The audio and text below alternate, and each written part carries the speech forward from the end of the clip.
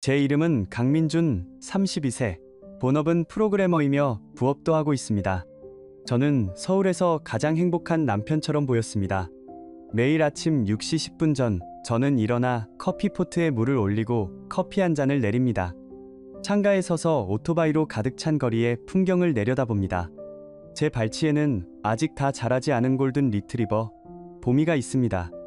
거실 벽에는 아내와 제가 함께 만든 3개년 계획보드가 걸려 있습니다. 올해는 집 보증금 6억 원을 모으고 내년에는 첫 아이를 갖고 그 다음 해에는 일본 여행을 가는 것. 제 아내 이서연은 분홍색 마커펜으로 그 계획들을 그려 넣었습니다. 저는 아침마다 그 게시판을 보며 마치 선생님께 100점짜리 시험지를 제출하는 학생처럼 미소 짓곤 했습니다. 서연은 저보다 4살 어린 사립병원 응급실 간호사입니다. 근무 스케줄은 변덕스러웠지만 그녀는 결코 약속을 어기는 법이 없었습니다. 우리는 3년 전 서울 강변의 한 호텔에서 결혼했습니다. 하객은 단 8명뿐이었지만 모두가 우리 두 사람이 완벽한 한 쌍이라고 말했습니다. 저는 인생의 성공이란 약간의 노력만 있으면 된다고 믿었습니다. 낮에는 프로그래머로, 밤에는 아르바이트로 코딩을 하며 돈을 벌었습니다. 5월 초 어느 저녁, 은행 앱을 열어 저축 계좌를 확인했습니다. 잔액은 4억 5천만 원에 달했습니다. 서연은 소리치며 저를 껴안았고 그녀의 눈은 명동거리의 가로등처럼 반짝였습니다. 제 마음은 꿈의 집, 침실 3개와 햇살 가득한 발코니가 있는 그 집을 완성하는 생각에 춤을 추고 있었습니다. 물론 가끔 마감일에 쫓겨 스트레스를 받거나 서연의 긴 근무 시간 때문에 저녁으로 라면을 먹는 날도 있었습니다. 하지만 서로를 바라보며 웃으면 좌절감은 금세 사라졌습니다. 우리는 거의 다투는 일이 없었습니다. 8월, 서연은 제주도에서 4일간 열리는 학회에 가야 한다고 말했습니다. 저는 바로 고개를 끄덕이며 편히 다녀오라고 말했습니다. 저는 집에 남아 보미를 돌보며 밀린 마감 일을 처리할 계획이었습니다. 서연은 제 목을 껴안으며 사랑한다고 속삭였습니다. 저는 그녀를 김포공항까지 데려다 주었고 우리가 결혼기념일에 직접 붙인 핑크색 하트 스티커가 붙은 그녀의 여행 가방을 실어주었습니다. 서연은 보안 검색대를 통과하며 손을 흔들었고 파란색 머리끈이 장난스럽게 튀어나왔습니다. 저는 아내가 기뻐하는 모습을 보며 이 여행이 그녀의 스트레스를 풀어줄 것이라고 생각했습니다. 그때는 몰랐습니다. 그 분홍색 계획표에 걸린 이야기가 전혀 다른 방향으로 흘러가리라는 것을. 목요일 아침, 서연은 친구들인 김유진, 박소미, 최수아와 함께 떠났습니다. 저는 그녀를 행복하게 해주는 것 외에는 아무 생각도 없었습니다. 오후가 되자 서연은 장거를 통해 협재 해변과 바다가 보이는 호텔 사진 몇 장을 보내왔습니다. 선크림 꼭 발라 라는 하트 메시지도 함께였습니다. 밤 9시 30분 서연에게서 전화가 왔습니다. 시원한 바닷바람을 맞으며 해물라면을 먹었다고 자랑했습니다. 그녀의 붉어진 뺨, 바람에 살짝 흐트러진 머리카락이 참 아름답다고 생각했습니다. 금요일 오후 2시 휴대폰을 열어보니 서연이 오전에 보낸 메시지가 보였습니다. 오늘 아침 스쿠버 다이빙 했는데 파도가 좀 세네. 나는 즉시 답장했습니다. 괜찮아. 하지만 메시지에는 2개의 회색 체크 표시만 뜰 뿐이었습니다. 저녁 10시 예정대로 화상 통화를 하려고 했지만 자로, 메신저, 전화 모두 연결되지 않았습니다. 내 심장은 느리게 뛰기 시작했습니다. 스스로를 안심시켰습니다. 여자들끼리 술집에 가서 시끄러운 음악을 듣느라 네트워크가 약한가 보지? 아니면 너무 취해서 배터리 충전하는 걸 잊었을 수도 있고. 그렇게 생각했지만 마음은 평화롭지 않았습니다. 토요일 오후 2시 새로운 메시지가 울렸습니다. 안녕 여보, 너무 즐거워. 나중에 얘기해줄게. 느낌표도 사진도 자세한 내용도 없는 4단어. 나는 갑자기 작년에 우리가 싸웠을 때가 기억났습니다. 서연은 울기 전에도 그런 문자를 보냈습니다. 밤 11시 더 이상 참을 수 없어 전화를 걸었지만 연결할 수 없음이라는 메시지만 떴습니다. 거짓말 아래로 내 심장이 강철 망치처럼 쿵쿵 뛰는 소리가 들렸습니다. 일요일 오후 1시 마침내 메시지가 왔습니다. 비행기가 연착돼서 늦게 돌아갈 것 같아. 먼저 자. 나는 직감적으로 뭔가 잘못되었다고 느꼈습니다. 노트북을 열어 제주도, 서울 비행 일정을 확인했습니다. 항공사 홈페이지에는 19시 항공편이 정상 운행 중이라고 나와 있었습니다. 차가운 땀이 흘렀습니다. 3개년 계획이 붙은 분홍색 벽은 여전히 반짝였지만 내 마음은 어두워졌습니다. 나는 그 생각이 모든 것을 쓸어버릴 폭풍의 씨앗이었다는 것을 전혀 몰랐습니다. 나는 선풍기 소리에 밤새 잠을 설쳤다. 비행기는 연착되었다고 했지만 항공사 웹사이트에는 여전히 정상 운행이라고 표시되어 있었다. 본능적으로 노트북을 열었다. 우리 부부는 구글 계정을 공유하고 있었고 서연의 계정은 그대로 로그인되어 있었다. 커서를 타임라인 항목으로 옮겨 클릭했다. 지도는 제주도 해안을 따라 흐르는 밝은 붉은색 선을 그렸다. 그러다 시내 중심가로 진입했다. 일요일 오전 6시 50분 서연의 위치는 공항이었다. 나는 그녀가 일찍 도착했다고 생각하며 고개를 끄덕였다. 하지만 다음 기록은 이랬다. 15분 후 공항을 떠나 택시를 타고 20km 떨어진 더 리버뷰 아파트로 향했다. 그리고 저녁 6시 35분까지 그곳에 머물렀다. 금요일 밤 서연이 협재 해변의 호텔에서 나와 그랩을 타고 더 리버뷰 아파트로 가서 다음 날 아침 10시 50분까지 머물렀다는 기록도 있었다. 여행 중간에 친구들과 함께가 아닌 호화로운 아파트에서 밤을 보냈다니 내 심장은 쿵쾅거렸고 두려움과 분노로 온몸이 떨렸다. 나는 모든 좌표를 복사한 후 인스타그램을 열었다. 서연의 친구 김유진은 금요일 밤 스토리를 올렸다. 3명의 여자가 시끄러운 음악 속에서 소리를 지르고 있었다. 서연은 없었다. 박소민은 토요일 밤 루프탑바 영상을 올렸다. 캡션은 이랬다. 넌 우리를 버리고 어디 간 거니? 나는 아파트 주소를 소셜 네트워크 검색창에 붙여넣었다. 수십 장의 사진이 떴고 대부분은 한 계정에서 나온 것이었다. 이름 박지훈. 언더컷 헤어스타일의 하얀 리넨 조끼를 입은 남자. 그의 3주 전 게시물에는 서연이 태그되어 있었다. 어두운 조명 아래 서연이 얼굴을 기울이고 웃고 있었다. 내가 야근하는 아내를 위해 병원에 죽을 가져다 주었을 때 그녀는 환자 초음파 검사 때문에 바쁘다며 냉장고에 넣어두라고 했다. 알고 보니 그녀는 바다 옆에서 촛불을 켜고 그 남자와 저녁을 먹고 있었다.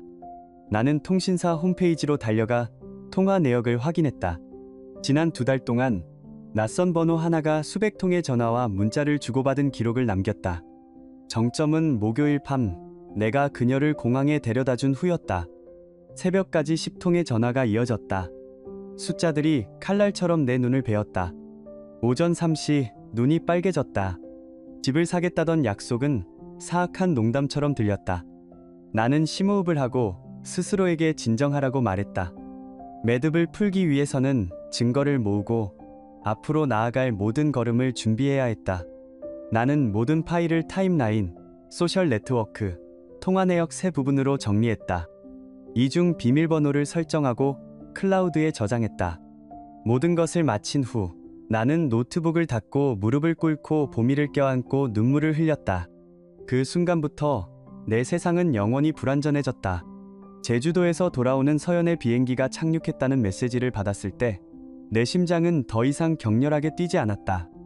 대신 차가운 강철처럼 단단하게 굳어 있었다. 김포공항 국내선 터미널에 도착했을 때 서연은 밝은 꽃무늬 원피스에 핑크색 백팩을 메고 있었다. 여느 때와 다름없는 환한 미소. 마치 아무 일도 없었던 것처럼 그 미소를 보는 순간 내 안의 모든 감정이 얼어붙는 것을 느꼈다. 집에 들어오자마자 서연은 피곤하다며 샤워를 했다. 나는 그 틈을 타 서랍에 숨겨둔 증거 파일들을 식탁 위에 깔끔하게 올려놓았다.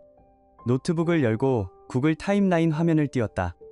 5분 후 잠옷 차림에 서연이 젖은 머리를 하고 나왔다. 그녀는 테이블 위에 서류들을 보고 멈칫했다. 나는 맞은편 의자를 가리켰다.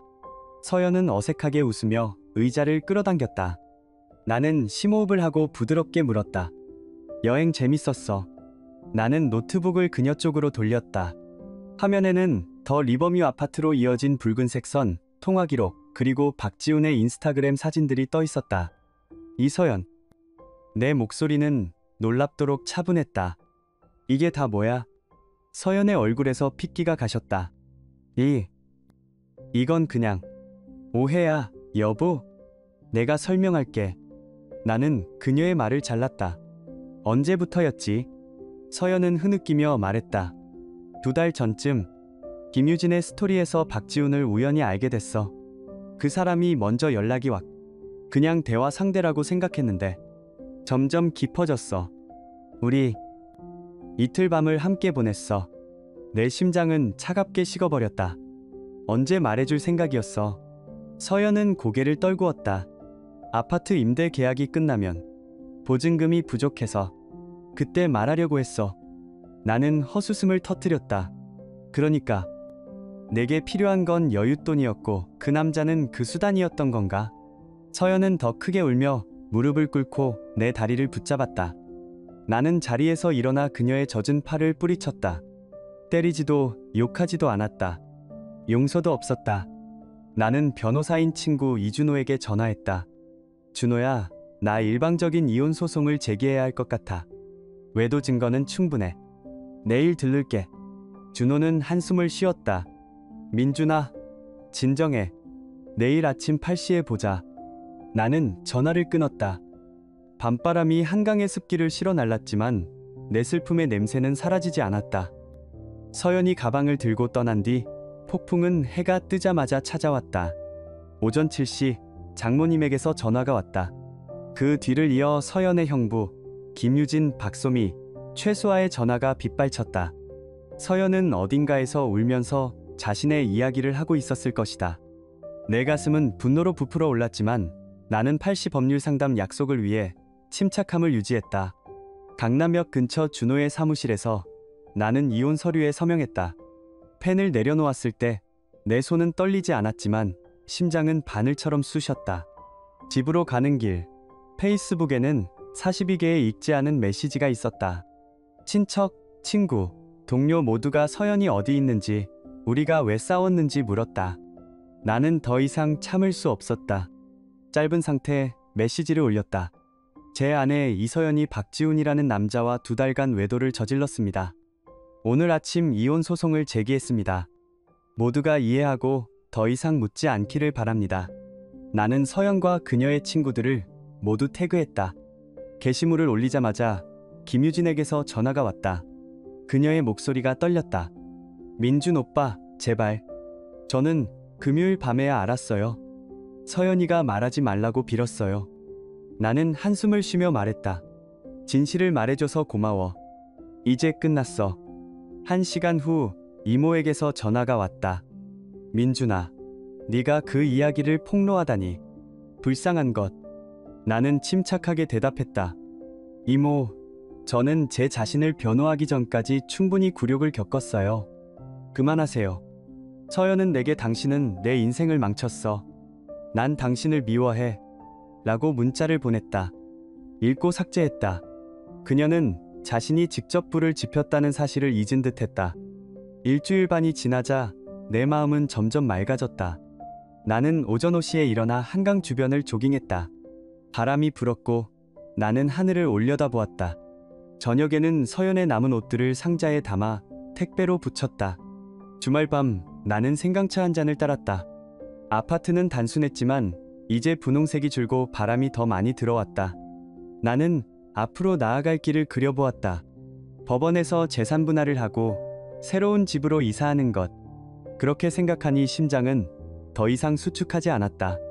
나는 중얼거렸다. 해방은 종종 처음엔 추하지만 마음은 점차 자유로워진다. 아무리 추하더라도 그만한 가치가 있다. 나와 이서연 사이의 1심 이혼 소송이 열리는 날, 나는 이준호 변호사와 함께 법원 문 앞에 섰다. 서연은 깡마른 얼굴로 그녀의 변호사 오민영 씨와 함께 나타났다. 그녀의 변호사는 내가 일에만 빠져 아내를 외롭게 만들었다고 주장했다. 내 차례가 되자 준호는 프로젝터를 켰다. 화면에는 구글 지도, 통화 기록, 그리고 서연과 박지훈의 사진이 차례로 떴다. 방안은 침묵에 잠겼다. 서연은 불륜 사실을 인정했고 고개를 숙였다. 심의는 15분 만에 끝났다. 판결이 내려졌다. 강민준의 이혼 신청을 인정한다. 임대 아파트는 3개월 후 정리하고 나는 보미를 키운다. 저축계좌 4억 5천만 원은 절반으로 나누어 각각 2억 2,500만 원씩 갖는다. 서연은 유책 배우자로서 위자료를 청구할 자격이 없다. 모든 것이 끝났다. 어느 일요일 아침, 나는 여의도의 한 카페에서 우연히 서연을 마주쳤다. 나는 돌아서려 했지만 그녀가 나를 먼저 보았다. 그녀는 한 줄짜리 메시지를 보냈다. 미안해요. 언젠가는 용서해 주셨으면 좋겠어요. 나는 천천히 읽은 후 삭제했다. 쓴맛이 아니라 건기의 말은 호수처럼 차분한 마음이었다. 나는 문을 밀고 나가 육걸의 햇살 속으로 들어갔다. 가슴이 갑자기 가벼워졌다. 어떤 것들은 가볍게 내려놓아야만 했다. 나는 혼자서 제주도로 휴가를 떠났다. 그 사건 이후 처음이었다. 물속에 잠겨 산호초와 다채로운 물고기들을 보며 느린 심장박동이 느린 삶이라는 것을 깨달았다. 저녁에는 옥상 카페에 들렀다. 가게 주인인 박혜진 씨는 내게 생강차를 건네며 혼자 여행하시나요? 라고 물었다. 나는 웃었다. 나는 약속하지 않았지만 세상에는 여전히 나를 초대하려는 사람들이 있다는 것을 알았다. 서울로 돌아와 센트럴파크 근처의 작은 서비스 아파트로 이사했다. 나는 심리치료도 잊지 않았다. 매주 수요일 가로수길에서 상담사 김지영 씨와 이야기를 나눈다. 그녀는 어떤 상실이라도 받아들이는 데는 시간이 필요하다고 했다. 나는 화나고 격노하고 상처받는 모든 단계를 겪었다. 이제 다시 시작할 시간이었다. 이 이야기는 고통을 잊는 것에 관한 것이 아니다. 고통을 겪고 그 조각들을 모아 교훈을 얻는 것에 관한 것이다. 나는 직감을 믿고 심장이 비명을 지르기 전에 증거를 수집하는 법을 배웠다. 그리고 폭풍이 오면 그것을 극복하고 대담하게 재건하면 된다. 새 집은 벽이 높지만 창문은 꼭 있어야 한다. 매일 아침 태양을 맞이할 수 있도록 심호흡을 하고 스스로에게 말을 걸어본다. 아, 평화는 그리 멀지 않은 곳에 있는 것 같군요.